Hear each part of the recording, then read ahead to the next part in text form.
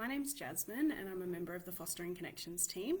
I'm in our inquiry line. We're a service for Victorian foster carers or people who want to become foster carers, so we can provide referrals and information for you to get started on your foster care journey.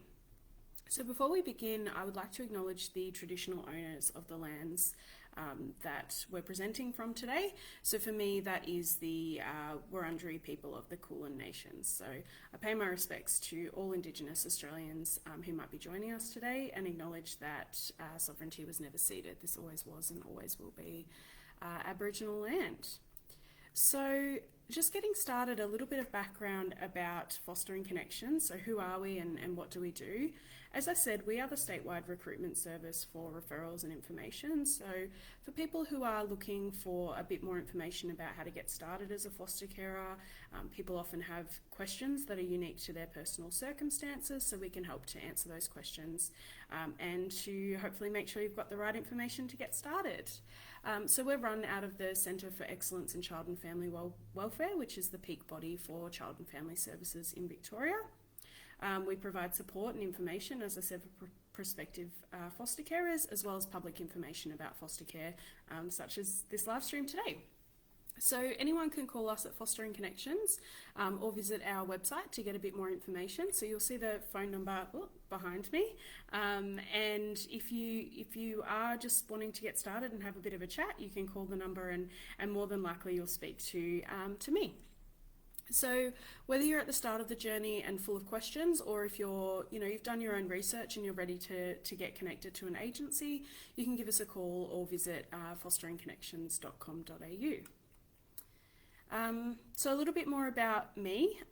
As I said, my name's Jasmine and I've worked in the foster care sector for almost 4 years now, mainly in the recruitment space. So talking to people who are wanting to become foster carers and helping them through that journey right from that first phone call through training and accreditation. So I help people who are interested in fostering to figure out if it's right for them and to also find out what the next steps are. So if you are interested in becoming a foster carer and you've got any questions, you can pop them in the chat with us today. And we've also put a link to our website and our phone number in the comments today as well. So let's start with the basics. So what is foster care? Foster care is temporary care of children and young people who, for whatever reason, are not safe to live at home with their own families. So foster carers are trained members of the community, so that training is provided by your foster care agency. They'll help you out with that process, and then you'll go through an accreditation process as well. So it's all about looking after and supporting vulnerable children and young people from 0 to 18 who are unable to live at home or with other family members. So in most cases, when a child or young person first comes into care, the goal is to reunify them with their parents or other family members. So whatever that looks like for that family, there will be services sort of supporting that reunification process as soon as it's safely possible for them to be reunited with family. So foster carers play a key role in that support. So whether it's a short period of time or a longer period of time, and I'll touch on what those different types of care are shortly. The biggest thing to take away from this is it's about supporting children for a temporary amount of time until they're able to be returned to family or to community.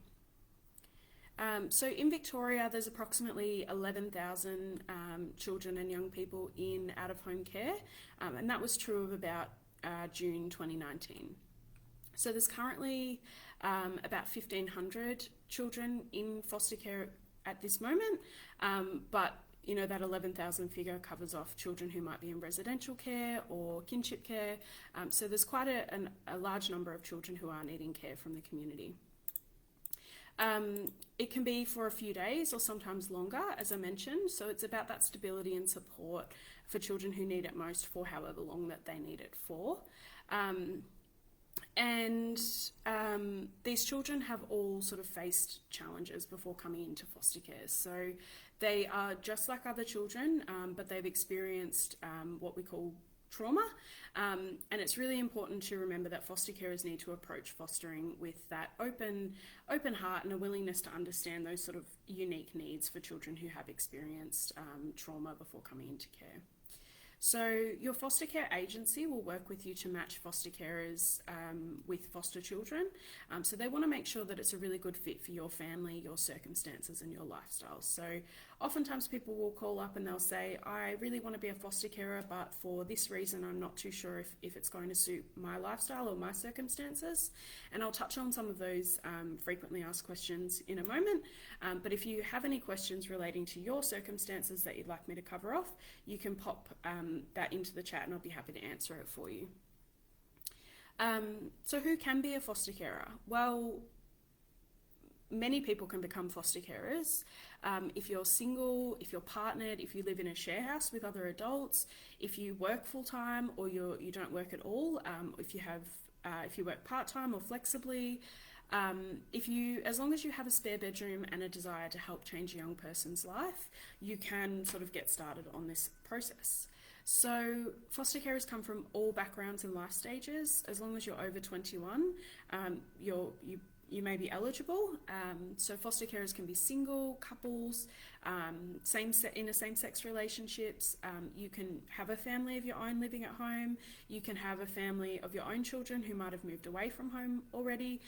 All different life stages and backgrounds can be suitable for foster care, and that comes back to that matching process that I mentioned before. So we want to make sure that the care that children are receiving is really suitable to their circumstances and their needs. You can be studying, you can be retired, you can come from diverse cultural and religious backgrounds, and especially with carers from diverse cultural and religious backgrounds, that can help a child to grow up proud and strong in their own identity if we're able to match them with the culturally safe carers. So we definitely need carers from all different backgrounds. Once you get started on this process, if you fit into any of those categories, which most people will, the first step is to give us a call and have a chat about, your personal circumstances, and then we'll get you in touch with an agency to start that accreditation process. So before I jump into that accreditation process, a question just popped up in the chat. So I will just answer that one.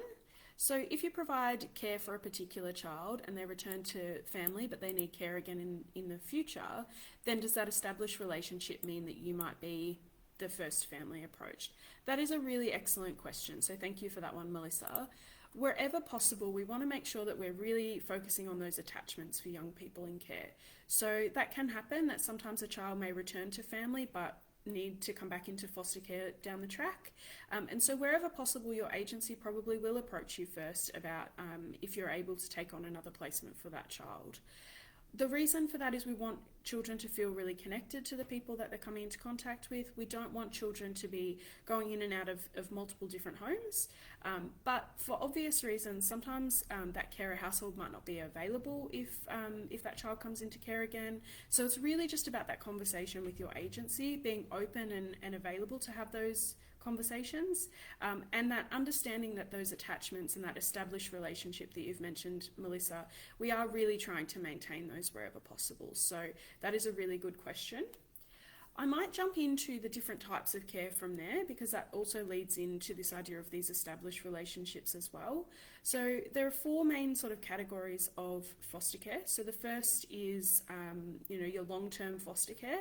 That's what people often think of when they think of foster caring, is taking on the care of a child for a couple of months or even a couple of years, or even until that child is 18 or 21, depending on the specific orders around that child. So that long-term care is definitely an option.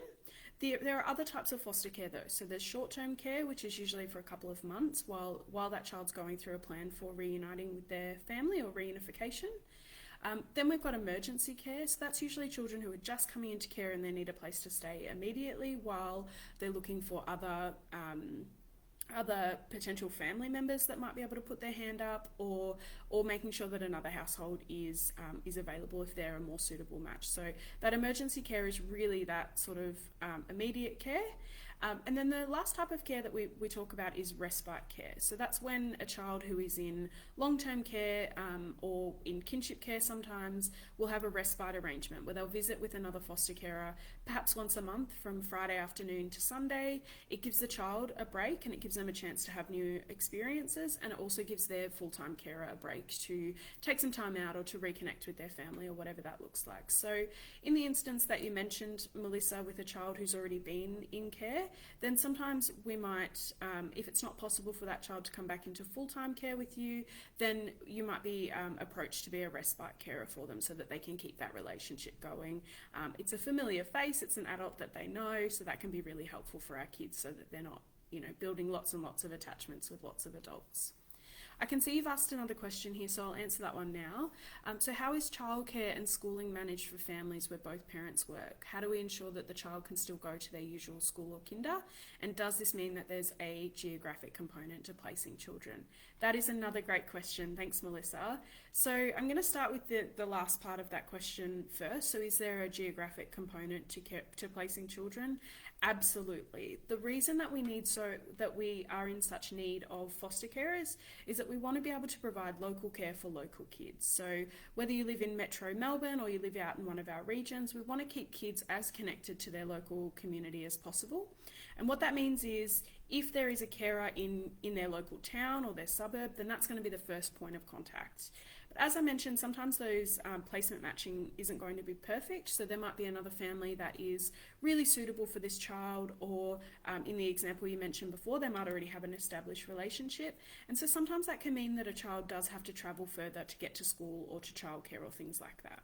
So when that happens, they will look at those attachments that the child has to other adults in their life. And as we all know, school is a really important one for that. So they've got their friends, they've got teachers, they might have other social supports at school. So we don't want to take them away from that. So in that instance, then it would be a conversation with your agency about things like assistance with transport, which can be arranged in some circumstances.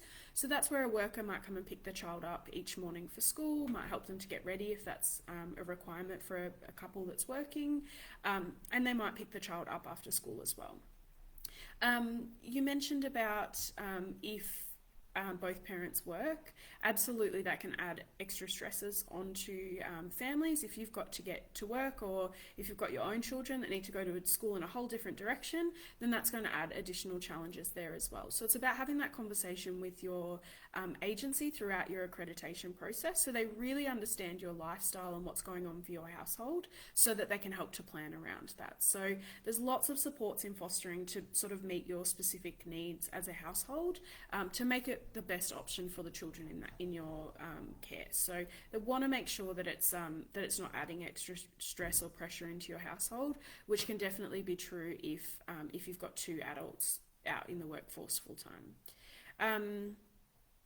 I think I've covered off your main questions there, but if you do have more questions, keep popping them in the chat. So I did mention that both carers can work, or both potential applicants can work. So I might jump into that in terms of our accreditation process. So the accreditation process is pretty much the same at any agency that you work with. So your agency will depend on where you live and the services that are available in that area. And if you do give us a call at Fostering Connections, I can help walk you through which agencies do cover your specific area as well. So that accreditation process usually takes between 6 and 9 months. That's really depending on your motivation as carers, how much time you have to put into it, but also how quickly we can get through each of those steps through the agency. So as I said, my job is to sort of help provide any information, help you to work out if foster care is right for you, and then to refer you on to an agency. So your agency will be the ones that support you through this process. And what that looks like is, as I said, it's similar at every agency that you work in. They might change around the steps a little bit, but they'll have to cover off each of these stages. So in Victoria, potential foster carers go through a process of accreditation that involves background checks, health checks. There is 16 hours of supported training, but we do have options to complete that online. So if you're both working full time and it's hard for you to get to in-person training for 16 hours, then there is that online option available as well.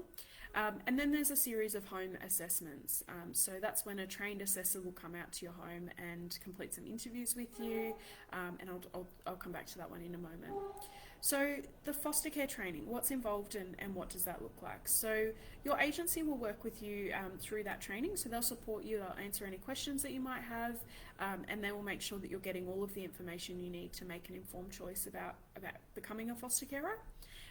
So what that looks at is the responsibilities and challenges of being a foster carer. So some of the legislative requirements, but also things that might need to change in your lifestyle to accommodate for fostering, as well as some of the main challenges. So people often ask things like, how do we say goodbye at the end? That's going to be really hard. Or, how do we manage specific challenging behaviours? So all of that's covered in that training so that you've got a bit of a foundation to get started.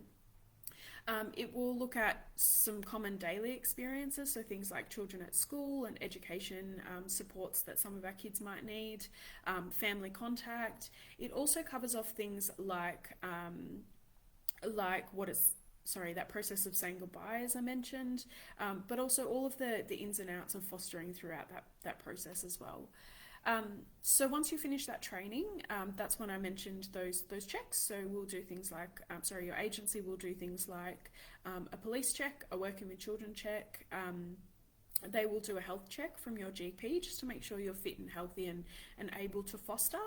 But one of the frequently asked questions we get is around specific health issues. So really important to know that most health issues, general health problems that people have won't exclude you from being a foster carer.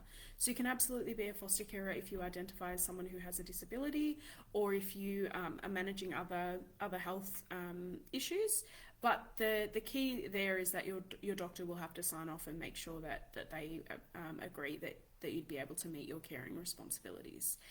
So definitely worth asking the question, and if you've got specific questions about whether you'd be eligible, as I said, you can always call us at Fostering Connections. After that paperwork all comes back, then you'll start that assessment interview process. So that's when a trained assessor will come out to your home usually, and they usually do between 4 and 8 interviews with you that cover off things like how you work within a team, your understanding of the trauma that our children might have experienced. It covers off things like family contact and making sure our kids stay connected to culture and family so that they can build a strong identity, and also covers off some more of those legal requirements as well, just to make sure you understand what your roles and responsibilities are as a foster carer.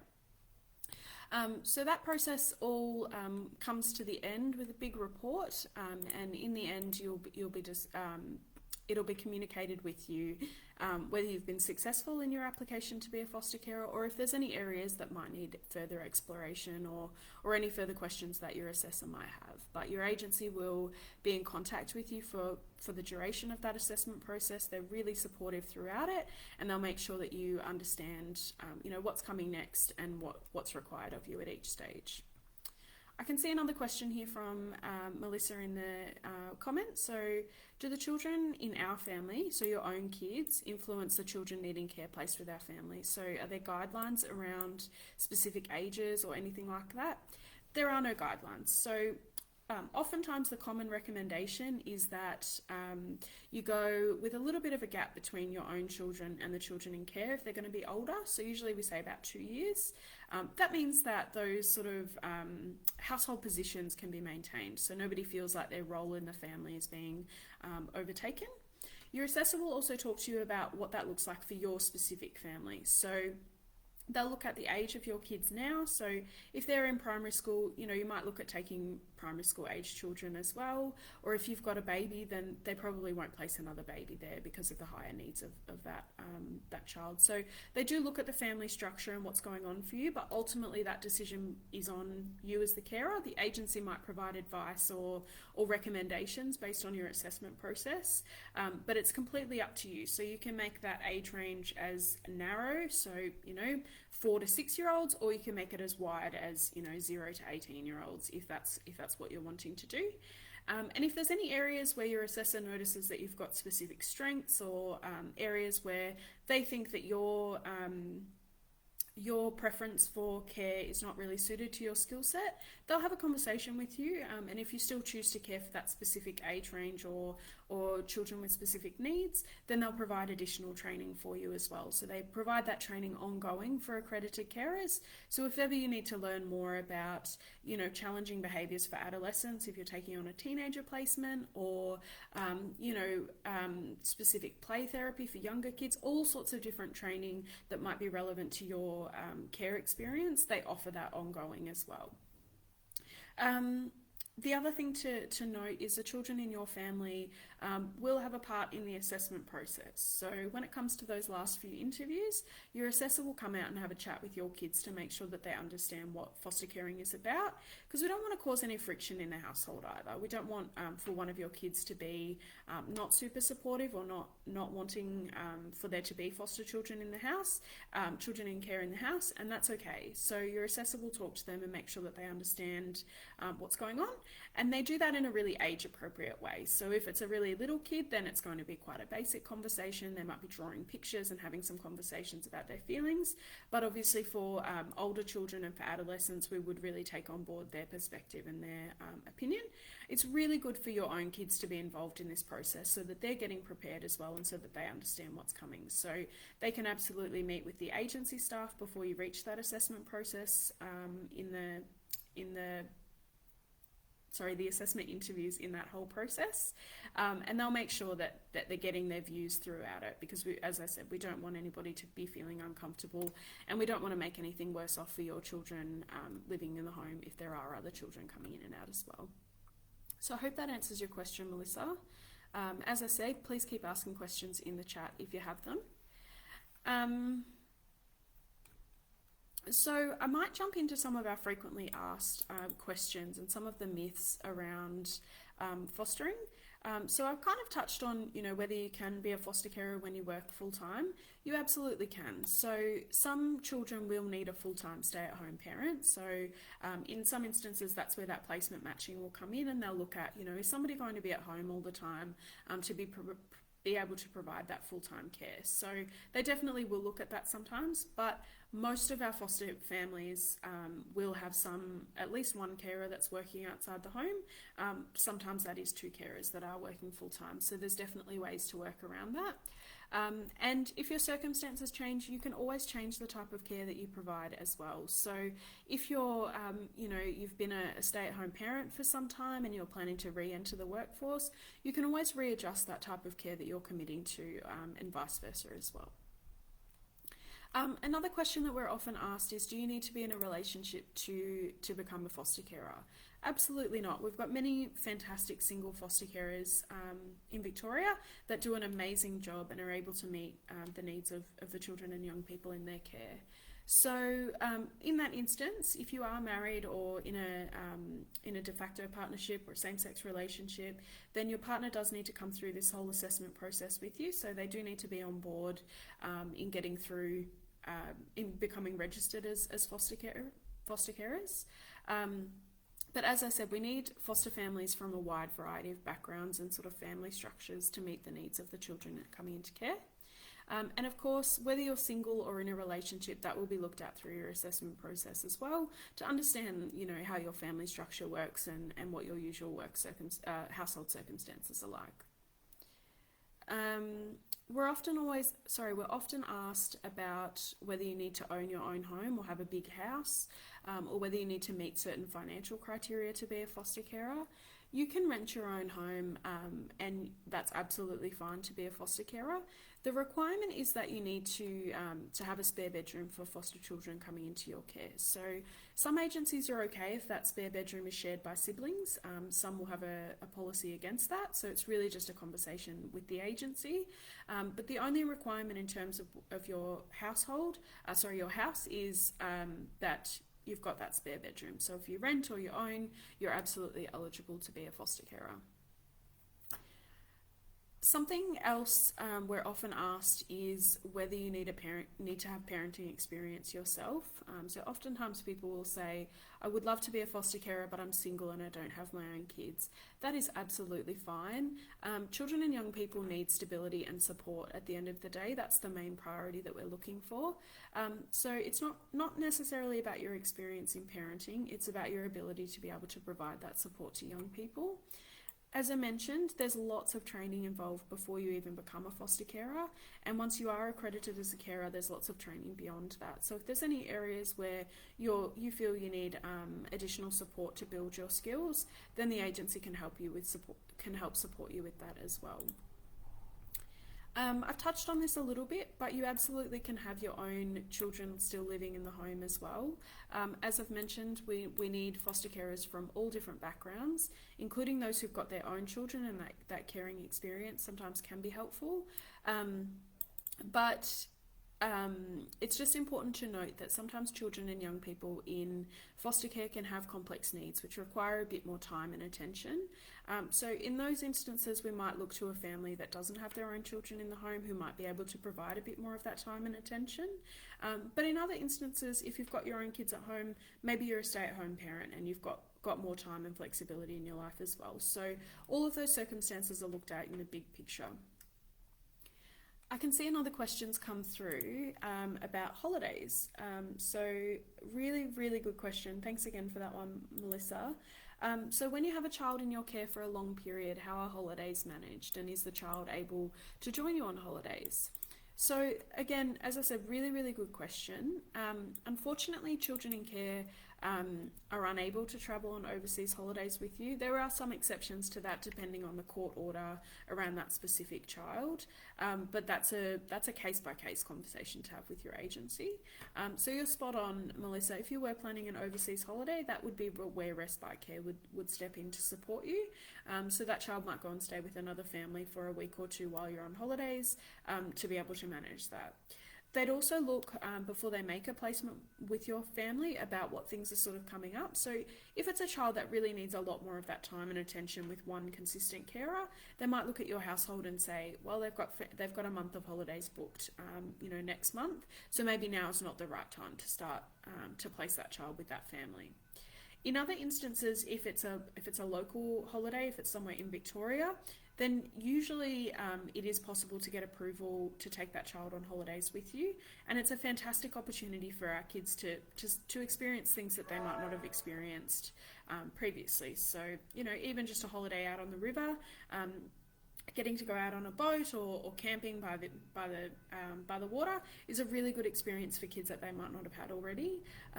If it's interstate travel, then again, sometimes there can be approval for that. It does depend on things like family contact. So if you're planning to go away for a couple of weeks, what might that look like for the contact that the child is planned to have with their own family?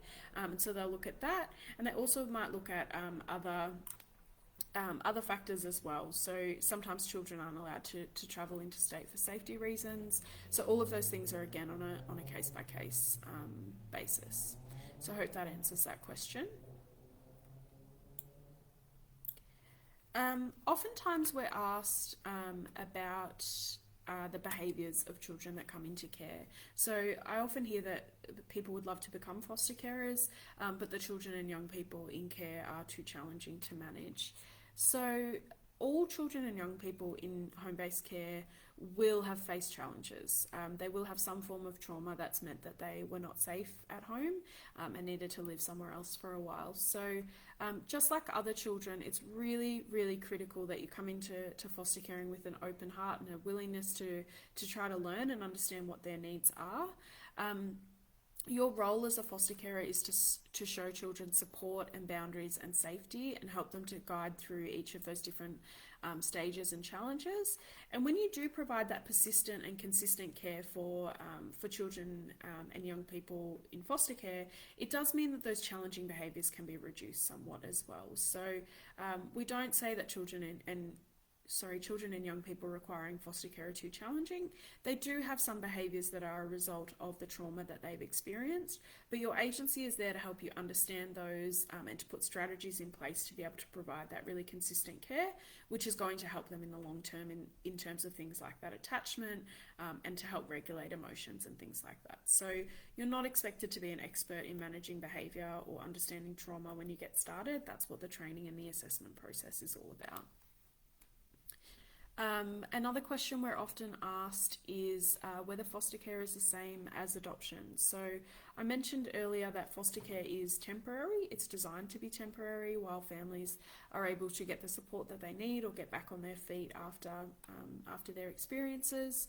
So what this means is foster care is not designed to be adoption, and it's not a pathway to adoption. In some cases where a child is unable to return back to their family or to extended family, then they might go through a process called permanent care. So really important to remember that the common goal is always to reunite children and young people with their birth families if it's safe and possible to do so. If that's not possible, then it can go through a permanent care process, but that's not always guaranteed to be with the foster carers that they're with already. So there is a distinct difference there. Another question we're often asked is that you have to commit to foster care for years at a time, whether that's with one child or committing to be a foster carer for the rest of your life. You absolutely do not need to commit to long-term foster care. So I mentioned those 4 types of care earlier. So long-term care, short-term care, respite care and emergency care. You can choose which one of those is going to suit your circumstances best, and as I mentioned, that can change over time. So for a short period you might only be available for emergencies for a couple of nights here and there. In other instances you might be available for a longer term placement if it suits your family dynamics at that time, and that's okay. People often say that, one person can't make a difference in a child's life, but that simply isn't true. I've heard many stories from children and young people in care who tell me about things that they've remembered from, short-term foster care placements throughout their life. So one young person I had the pleasure of knowing actually learnt to use a knife and fork for the first time in foster care. And so, through that consistent dinner at the dinner table, that was a really beneficial experience for them. And he credits his foster carers with really changing his life. So that was only a short-term placement, but it had a really profound impact on that young person's life. So what sorts of things do you learn about a child before they come into your care? So again, it does depend on those different types of care I mentioned, so the long-term, short-term, emergency and respite. Sometimes with, for example, an emergency placement, we might not have a lot of information about a child before they come into care. It might be a case of their name and maybe some of the details of the circumstances around that child's family. But you can always ask for more information if there's specific things that you're needing to know before you're able to accept a placement. So you can ask things about their medical needs, their routines, any behavioural needs that they might have. If they've had a history of placements in foster care, you can ask about that. And you can ask about the reason that they need to be in foster care at the moment as well to help you make that decision. You will be also told about the child's family details, so anyone that's known, as part of that child's network, as well as the requirements for contact. So if it's a visit with mum and dad once a week or more frequently than that, the agency will let you know at the time of placement what that looks like. And if the child is from a culturally or linguistically diverse background, or if they're a First Nations child or young person, then you'll also get some information about how best to support them culturally as well, because we want to make sure that we're providing really culturally safe care. I touched on this a little bit previously, but of course you can choose the age of the child that comes into your care as well, or children and young people. And again, that's information that you can ask about when your agency calls you before accepting a placement. So you can ask so you might set a preference for primary school age children, and your agency might approach you with a child or young person that's outside of that range, but it might be a really good fit for you. They might go to school in the local area, or maybe the agency thinks that it would be a really good fit for your family, so they might still approach you, but you can absolutely always say no if you don't think that it's going to be the right fit for you. Melissa, you've asked about the training program for foster care and permanent care, and if there's any overlap, and the option to be trained in both. That is a really good question. So unfortunately, the foster care process doesn't allow you to be going through permanent care and foster care assessments at the same time. So you will need to choose what your preference is at this stage before you get started. There isn't any overlap between the training. The training for foster carers in Victoria is specific training about foster care. So even if you have a background in something like social work or psychology, or you've got a lot of experience in caring for children who aren't your own, every foster carer in Victoria has to complete the same training, which is called Shared Lives, and it's specific to fostering. In terms of whether that will contribute to a permanent care assessment, or if there's any overlap at all, unfortunately not. You do need to let your agency know if you are planning to go through that permanent care process, and also if you've been through that permanent care process in the past, some of the elements can be used for both. So things like you'll be asked to write a life story. You can always use that life story again in a foster care assessment if you go through the permanent care assessment and then later decide that you'd also like to become a foster carer, or vice versa. So I hope that answers that question. Really important to note that the processes and the training for both permanent care and foster care are very specific, and they're suited to their individual purposes. So really, one of the biggest differences is around that permanency versus the temporary nature of foster care, and the need for that family connection and support for reunification. So I hope that makes sense and answers your question. Do we have any other questions coming through?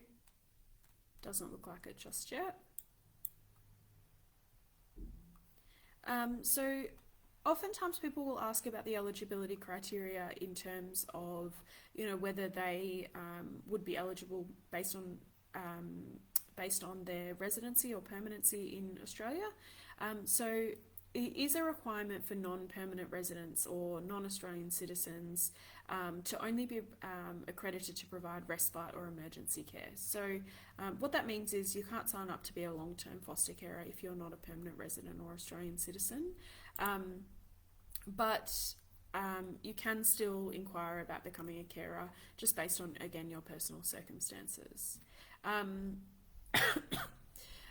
As I've touched on a couple of times, your personal circumstances might change throughout your life. With things like with visas and things like that, if you've got family members coming to stay, or if you're, if you re-partner, or if you get married for the first time, things like that, then that will all be part of your assessment process. And if you are already accredited, then your agency will support you in making sure that you're meeting the right legal requirements there. Some of the other base level eligibility criteria at the early stages are that you're over 21. So many agencies will say over 25, but that's a preference of the agency. You need to have a spare bedroom. You need to be a permanent resident or Australian citizen, as I mentioned. And then all of those other personal circumstances that relate to your family are sort of assessed on a case-by-case basis. So there are many areas that would make you ineligible, but they're sort of assessed as they come up for each individual family. So if you meet those basic criteria, if you're over 21, if you have a spare bedroom, and if you're an Australian permanent resident or citizen, then you are absolutely eligible to inquire and to get started on that process. So I've mentioned quite a bit about family contact and supporting children to stay connected to their family and their culture. So this is determined by the Children's Court. So the amount of contact that children and young people have with their families, the length of time, whether that's supervised or not, All of those things are determined by the family court. So the foster carer's job is to make sure that they're supporting children and young people to stay connected to family and following that contact plan for the child. So the majority of children and young people in foster care have contact with their family, unless there's a very good reason for them not to, unless it's not safe for them to have contact. Many children in foster care really enjoy seeing their family and see it as an important way to stay connected to culture and community. And they often get a lot of benefit out of having a positive relationship between the foster carers and the foster parents. So that doesn't mean that the foster carers and the birth family. So that doesn't mean you need to be best friends with them or that you need to even have too much contact with them, but it does mean that you need to speak positively about the children's family, make sure that you're supporting that to be a really positive experience for children, and making sure that that you're not putting up further barriers to keeping them connected to family. In some instances where family contact can't be face-to-face or in person, then things like keeping photos or memorabilia around the house, sharing memories with a child or young person, those can be really great ways to stay positive when talking about family. I can see another question in the chat here. So does the family know where the child is placed? And does the foster family address get passed on to the child's family? That's a really interesting question. The answer is not expressly. So there's no formal letter that says, this child will be living with this foster family at this address. But really important to note that the court orders that determine where a child is going to live, which is usually the foster care family address, that the children's families do have access to that court record. So their parents will be allowed to see what the court order says and what the rules are for that child. So in some instances that can be suppressed if there's real safety concerns, but I think the most important takeaway, and the thing that I normally tell people who might be concerned about that, is that if a family is really trying to be reunified with their children, they're not going to do anything to jeopardise that. So it's really rare for that to be a risk. But if there is any concerns around the safety of your address being known, then your agency will work with you on that. And as I said, it's only on the court order, so it's not that they're getting a full background report on your family. So I hope that answers the question. That one is a little bit of a tricky, nuanced question to answer, but just important to note that your agency will be there to support you if anything like that comes up or if there are any safety concerns. I can see you've said, Melissa, that you're not concerned as such, just interested. It is a really interesting question, and particularly for families who might live in regional or rural areas where the communities are quite small and people do know each other. That can be a concern, running into parents at the supermarket and things like that. But that again is covered in your assessment and training process, so they'll talk to you about how to manage situations like that if they do come up. So hopefully that answers that question. I can't see any other questions coming through, so I'm just going to keep answering some of our frequently asked questions. But if you are just joining us and you do have any questions, feel free to pop them in the chat and I'll answer them as they come through. So oftentimes we're asked, I mentioned that police report earlier, that's part of your assessment process. People will often disclose that they might have something in their police record. So they wonder if they're still eligible to become foster carers if that's the case. So as I mentioned, all foster carers need to undertake a police and working with children check, and you need to maintain that in order to maintain your accreditation. So each year that expires, or as required, then your agency will check in with that as well. So if there's anything that pops up on your police record, specific offences relating to abuse, or whether that's sexual or physical, especially if that's towards a child, that will certainly rule you out from being approved, while other offences may not. And the length of time since that offence has occurred, or the things that you might have done since then to turn things around, that really is part of the conversation as well. So just important to disclose anything that you think might be relevant or might set you out of becoming a foster carer, and your agency can talk to you about what might impact on your eligibility or what specific circumstances that would be. Another question we're often asked about is financial reimbursement for a foster carer. So foster carers do receive a care allowance. It's not a payment for being a foster carer, but it is intended to help reimburse you for some of those day-to-day costs that you might incur when you are a foster carer. So things like additional food costs, clothing, basic personal items, transport, pocket money for kids, and things like entertainment. And that is tax-free and provided by the Department of Families, Fairness and Housing. So those payment rates do depend on the specific child's complexity and their age, but that's a conversation to be had with your agency. Excuse me. And there is also information on the department website about those rates if you are interested. That sort of covers up our main frequently asked questions that we usually do get asked early on. So I might get ready to wrap up soon unless anybody has any further questions that they are wanting some advice on.